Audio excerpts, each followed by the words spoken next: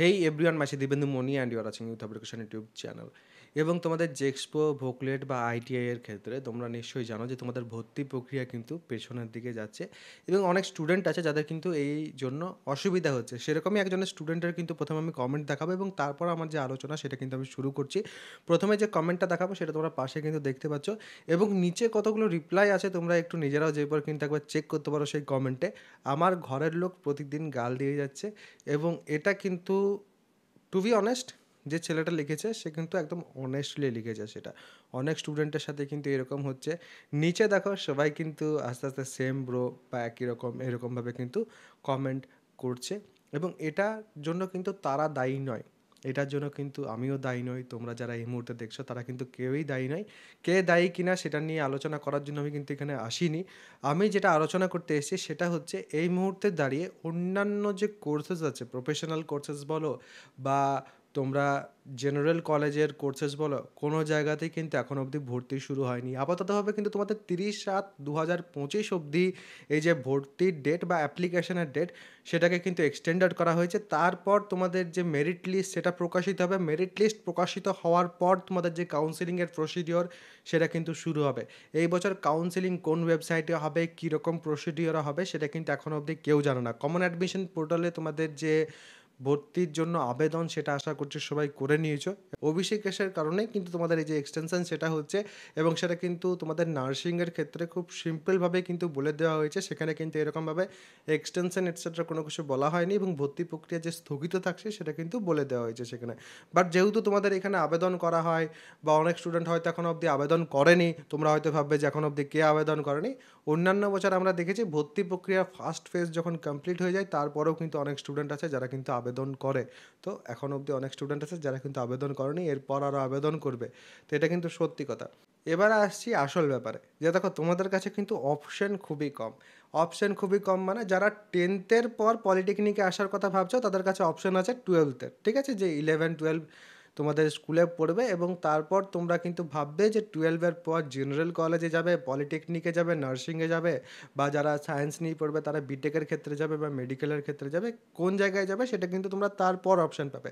এই মুহূর্তে 10th পর যারা যেতে চাইছো এবং যারা এখন জেক্সপো ভোগলাটের কথা ভাবছো তাদের জন্য কিন্তু পলিটেকনিক ফার্স্ট সেমিস্টারটা একটা ভালো অপশান বা পলিটেকনিকের ফার্স্ট ইয়ারটা কিন্তু একটা ভালো অপশান।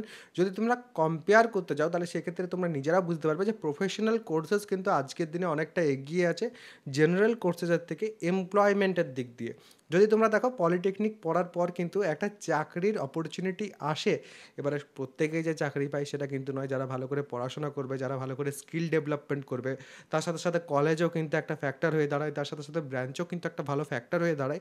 তো এই ফ্যাক্টরগুলো যদি আমরা কনসিডার করি এবং তারপরও যদি আমরা দেখি তাহলে সেক্ষেত্রেও কিন্তু ডিপ্লোমার পর চাকরির একটা কিন্তু স্কোপ আছে, যে স্কোপটা কিন্তু তোমাদের জেনারেল লাইনে অনেকটাই তুলনামূলকভাবে কম।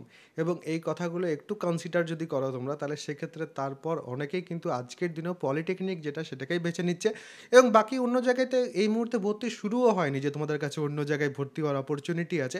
তো একটু প্রত্যেকেই নিজের বাড়িতেও দেখাও যে এরকমভাবে এক্সটেনশন হচ্ছে, তাহলে সেক্ষেত্রে অবশ্যই তারাও বুঝবে যে এক্সটেনশন হচ্ছে, এটাতে আমার ছেলের বা মেয়ের কিন্তু কোনো দোষ নেই।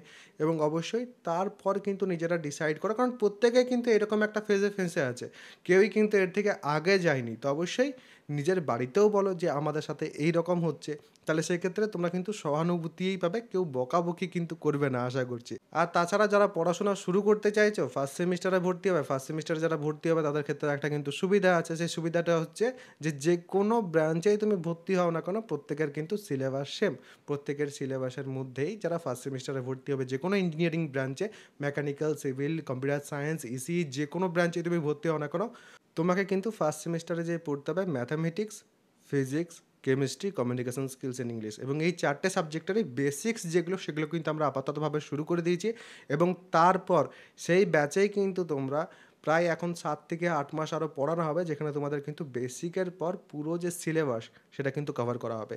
একটু পরেই কিন্তু তোমাদের যে লাইভ ক্লাস সেটা কিন্তু আমি তোমাদের নিতে চলেছি আমার যে ব্যাচ সেখানে। যদি কেউ চাইছো তাহলে সেক্ষেত্রে ব্যাচে কিন্তু জয়েন হয়ে যেতে পারো। ব্যাচে যদি কেউ জয়েন হতে চাও তাহলে সেক্ষেত্রে নিচের ডেসক্রিপশন, পিন কমেন্ট 2 জায়গাতে কিন্তু অ্যাপ্লিকেশনের লিঙ্ক আছে, যেখান থেকে তোমরা কিন্তু অ্যাপ্লিকেশন ইনস্টল করার পর পেড কোর্সেসের সেকশন বা উপরে ব্যানার থেকে কিন্তু আমার যে কোর্স সেখানে তোমরা জয়েন হতে পারবে, যেখানে কিন্তু তোমাদের ওয়ান টাইম 1199 টাকা পেমেন্ট করতে হবে। যারা যারা চাইছো অবশ্যই কিন্তু জয়েন হয়ে যেতে পারো। সেখানে লাইভ ক্লাসেস, কম্প্যাক্ট ক্লাসেস, যেগুলো লাইভ ক্লাস হবে সেগুলো রেকর্ডেড ক্লাসেসও কিন্তু তোমরা সাথে সাথে পাবে। আর তার সাথে নোটস, সাজেশন লাস্ট মোমেন্টের জন্য এবং সাজেশনের ডিসকাশন, ইচ অ্যান্ড এভরিথিং সব কিছু কিন্তু সেখানে কভার করা হবে। যারা যারা চাইছো জয়েন হতে অবশ্যই কিন্তু এখনই জয়েন হয়ে যেতে পারো। এবং এই মুহূর্তে দাঁড়িয়ে যে সমস্যার মধ্যে আমরা প্রত্যেকেই পড়েছি, আশা করছি এই সমস্যা থেকে নেক্সট কিছুদিনের মধ্যেই আমরা বেরোতে পারবো।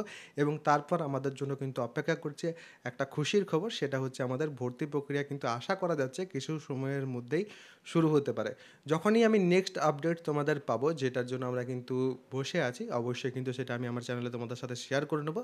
তো চ্যানেলটা সাবস্ক্রাইব করে বেল আইকনটা প্রেস করে অল করে অবশ্যই রাখবে, এবং তোমরা তোমাদের মতামত অবশ্যই কিন্তু জানাতে পারো। সবাই ভালো থাকবে, সুস্থ থাকবে এবং আমার সাথে থাকবে।